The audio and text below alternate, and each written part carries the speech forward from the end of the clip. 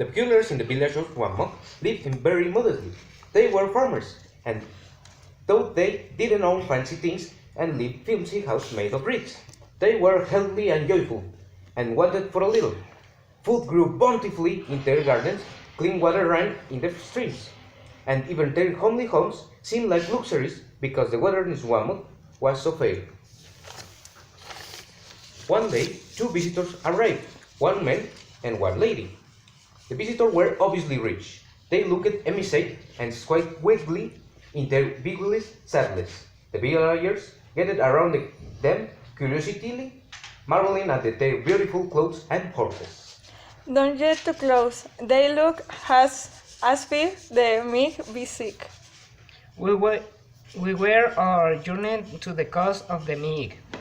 We were across the raining Sunday weeks ago.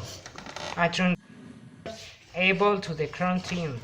We got been lost. We've been turning cycle ever since, looking for the old Roman road.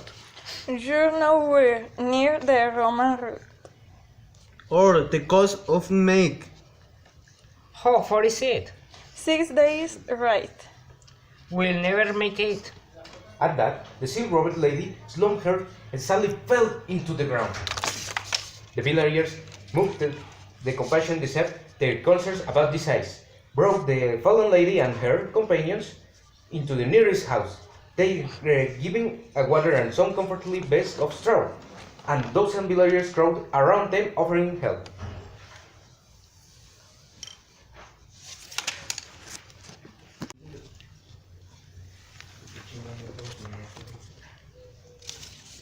Giving them space, tearing exhausting they need rest.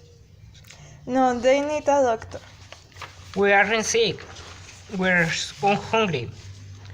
Our supper ran out over a week ago, and we haven't had a read to head since then. Farmer Sally urged some village boys to run felt bowls of swamped wheat soup. The visitor turned the food away. I don't mean to the road, but we can't head this.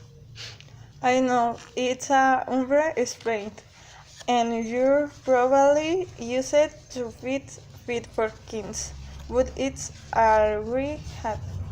It isn't that. Great vegetables, animals, meteors, body simples can process them. And if we force ourselves to eat, it will only make us weaker. The villagers were confused. If you can have the grains, vegetables, animals, escort farm pullman, then what can you ahead? People. You mean to tell us you're cannibals? Be natural, no be choice, but yes. He went to the research shocked village that they were civilized cannibals and never killed innocent people.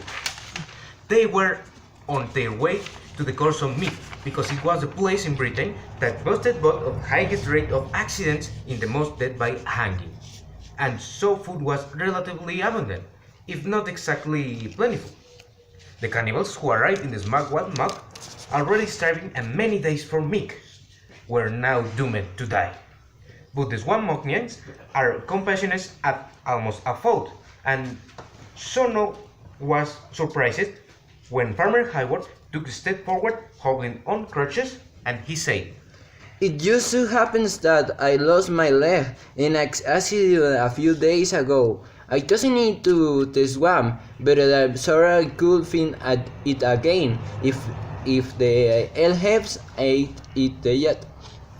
You will do that? I admit it feels a little strange, but we can just let you die. Hayward hobbled the swamp and found his leg, I'm back. I found my leg. and brought it to the cannibals. One of the cannibals' men handed by Hayward a purse of money. Take it. What this? Pay me the same amount the king shares. I can accept this. But when he tried to return the purse, the cannibal put his hands behind his back and smiled. It's only fair. You save our life. The villagers returned away politely as the cannibals began to eat. Farmer Hayward opened the purse, looked inside, and turned a pale face. It was more money than he'd ever seen in his life. The cannibals spent the next few days eating and recovering their strength, and when they were finally ready to set off again for the coast of meat, this time with good directions, the villagers all gathered to wish them goodbye. When the cannibals saw Farmer Hayward, they noticed he was walking without the aid of cutlass. I don't understand. I thought we ate your leg. You did, but when the picklers of swamp lose their lips, they grow the back again. The cannibal got a funny look in his face, seemed about to say more, then thought better of it, and he got his horse and rode away with the others. Goodbye.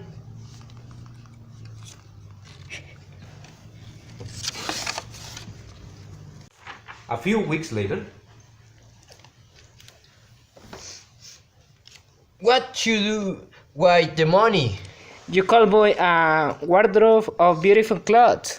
But what will I do with them? I work in the wasp all day. They will only get ruined. You could buy a library of fine books. But I can read, and neither can anyone in this one book. Farmer Bachelor's suggestion was silliest of all. You show an elephant and use it to house and you swam with your market. But I would hate all this one with before I could see it becoming a separate if only I could do something about my house. The rich do little to keep the wheat out, and it gets drafty in the winter. You could lose the money to paper the walls. Don't be an idiot. Just buy a new car, a new house. And that's exactly what Hayward did. He built a house made of wood, the first ever constructed in Swanmac. It was small but sturdy and kept the wind out. And it even had a door that swung open and showed the higgins. Farmer Hayward was very proud, and his house was the envy of the entire village. Some days later, another group of visitors arrived. There were 4 of them, 3 men and a woman. And because they were dressed like in fine clothes and rugged Arabian houses, the villagers knew right away who were their last abiding. Cannibals from the coast of Mead. These cannibals, however, didn't appear to starving. Again, the villagers gathered around the marvel of them. The cannibal woman, who grew shirt spoon with gold thread, pants buttoned with pearls, and boots trimmed with fox fur, said, Friends of ours came to your village some weeks ago, and you showed same great kindness, because we are not people accustomed to kindness. We have to come thank you in person. and the cannibals got down from their horses and bowed the villagers. Then went about shaking the villagers' hand, and the villagers were amazed at the softness of the cannibal's skin. One more thing before we go. We heard you have young talent. It's true you really lots dream. In that case, we have a master professional for you. The limbs we ate on the coast of meat are really fresh, and we were did of dog food. Would you see us some of yours? We would pay handsomely, of course. She opened her saddlebag to reveal a wad of money and jewels. The villagers goggled at the money, but they felt uncertain and turned away to whisper among themselves. We can say our limbs in my legs for walking. Then only say your arms. But we need our arms for one mookie. If we're being paid our arms, we won't need to grow swamp wheat anymore. We hardly earn anything from farming anyway. It doesn't seem right seeing ourselves that way. Easy for you to say. You got a house made of wood. And so the villagers made a deal with the cannibals. Those who were right-handed would sell their left arms, and those who were left-handed would sell their right arms. And they keep selling them as they grew back. Everyone seemed pleased with the argument except Farmer Hayward, who rather enjoyed this one mocking and was sorry to see the village give up this traditional trade. But there was nothing Farmer Hayward could do. The farmers used the money to earn to buy food from the market shipping with it, and to build houses made of wood, like the farmer's Hayward. The farmer Pullman built a house with 2 floors, and soon everyone wanted a house with 2 floors. Farmer Sally built a house with 2 floors and a gabled roof, and soon everyone wants a house with 2 floors and a gabled roof. Every time the villagers' arms regret were head off and sold again. Finally, the house grew so big that there was hardly any room between them. Farmer Baclar bought a big plot of land on outskirts of village and built a new house there. This was around the time when the village stopped doing Farmer Tis and Farmer Dad and started calling themselves Mr. Tis and Mrs. Dad. The village of Swamok expanded rapidly as villagers bought larger and larger tracts of land upon which they built larger and more ornate houses. The farmers began to sell more body parts. Mr. Pullman tore down his wooden house and replaced it with which made of brick.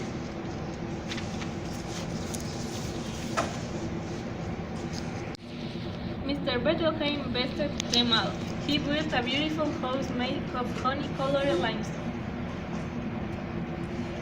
He's gone too far. How does he plan to enjoy his 3-floor house if he can't even walk up the stairs? It was just at the moment that Mr. Bettelheim came into the restaurant carried by a burly man from the neighboring village. I hurried a man too crazy my up and down the stairs, and anywhere else I want to go, I don't need legs. The ladies were also, but soon they had sold their legs too, and across the village brick houses. The cannibals, by this time, had abandoned the coast of meat to live in the forest near Swamp. They began to wonder that the villagers' ears tasted like, but the villagers would not sell them their ears, because ears did not grow back. The cannibals offered Mr. Bachelor an exorbitant sum. Mr. Bachelor snipped of his ears, happy to be rid of them, and replaced his limestone house with the marble home of his dreams. It was the most beautiful house in the village. Reduced to lime-based torsos, gold traveled from place to place in silken sacks slung across the servants' shoulders. The villagers pretended they had not called Mr. Bachelor ugly. He doesn't look too bad. We could wear earphones. Days later, the village began to approach the cannibals with new ideas. Would you loan money with my nose as collateral? No, good world happening with your nose outring. But if I cut my nose off, I will look like a monster. You could wear a scarring around your face. Mr. Sally refused, and from her sack she instructed her servant to take her home. Next, Mr. Bettelheim came to see the cannibals. What you my new pill? Absolutely not. Mr. Sally returned a few days later. Okay, I will save you my nose. She had it replaced with a falcon made of gold, and with the money she earned built an enormous gold dome on top of her marble house.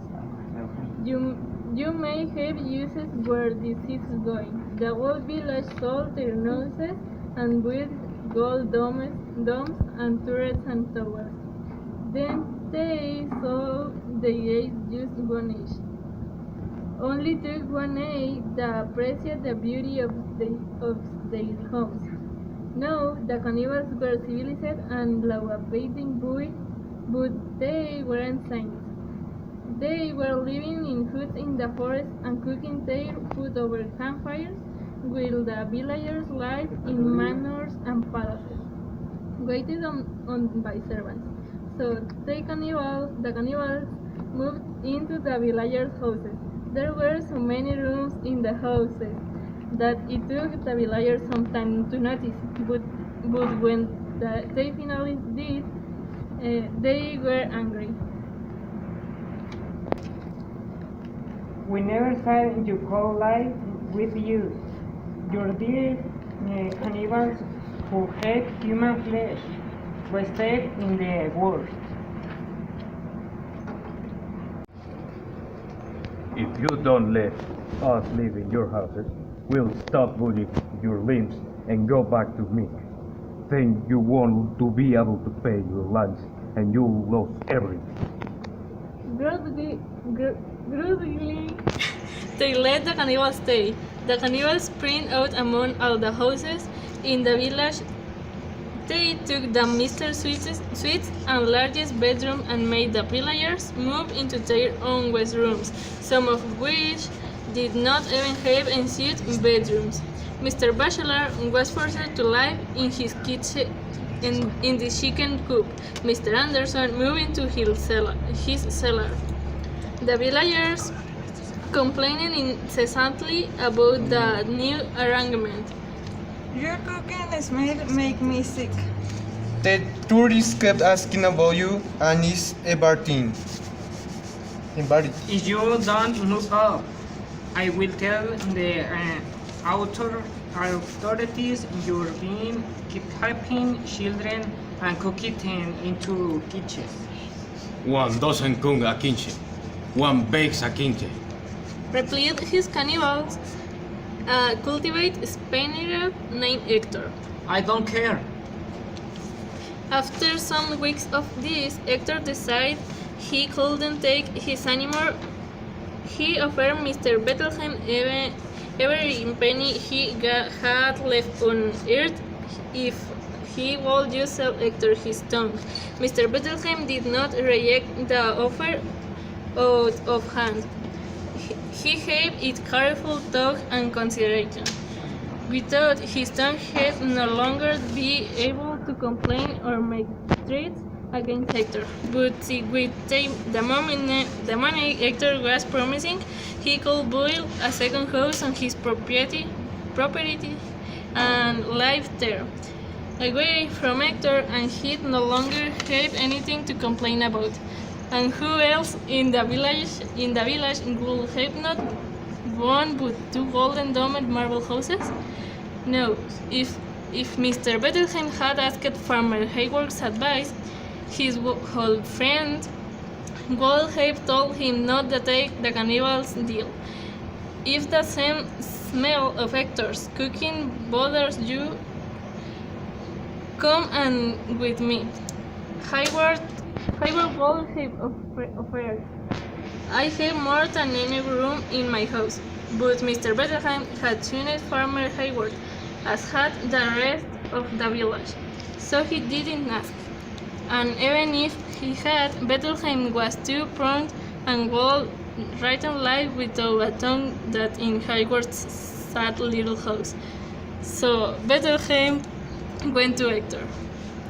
Okay. Hector drew his carving knife, which was always shielded at his side. Yes? Yes. Hector did the deed. He stuffed Bethlehem's mouth with cotton to stop the bleeding. He carried the tongue into the kitchen, fried it in truffle oil with a pinch of salt, and ate it. Then he took all the money he'd promised. Bethlehem gave it to Bethlehem's servants, and dismissed them. Limbless, tongueless, and very angry, Bethlehem grunted and wiggled around on the floor. Hector picked him up, carried him outside, and tied him to a stake in a shady part of the back garden. He watered and fed Bethlehem trees a day, and like a fleeting vine, Bethlehem's grew limbs for Hector to eat. Hector felt a little bad about it, but not too bad. Eventually, he married a nice cannibal girl, and together they raised a cannibal family, all fed by the peculiar men in the back garden. Such was the fate of all the villagers, but Farmer Hayward, who kept his limbs and lived in his little house and farmed his land like he always had. He didn't bother his new neighbors, and they didn't bother him. He had everything he needed, and so did they, and they lived happily ever after.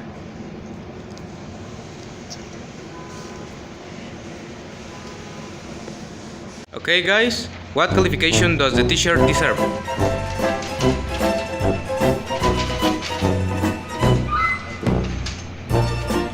Okay, t-shirt, to be honest, in general the whole team enjoyed your activities, we loved your class, and we want to thank you.